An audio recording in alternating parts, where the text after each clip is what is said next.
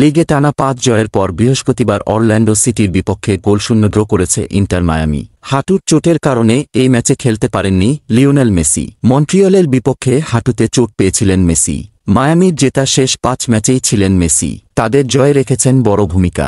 Orlando সিটির বিপক্ষে Messi না থাকলেও একাদশে ছিলেন ফর্মে থাকা সুয়ারেজ, যিনি চলতি মৌসুমে 11টি গোল করেছেন। অরল্যান্ডো সিটির বিপক্ষে আজ বেশ কিছু সুযোগও তৈরি করেছিলেন তিনি, তবে গোল করতে পারেননি। গোল করার সুযোগ পেয়েছিল অরল্যান্ডো সিটিও। ম্যাচের 32 মিনিটে মার্টিন ওজেডারের শট ঠেকিয়ে দেন মায়ামির গোলরক্ষক ক্যালেন্ডার। তার পরের মিনিটে লুইস মুরিয়েলের জোরাল শটও আঁকতে দেন তিনি। তবে ম্যাচের ফলের চেয়ে বেশি মেসির ইনজুরি নিয়ে চিন্তায় রয়েছেন মায়ামি কোচ। চলতি মৌসুমে এ নিয়ে ইনজুরির কারণে 5 ম্যাচ খেলতে পারেননি মেসি।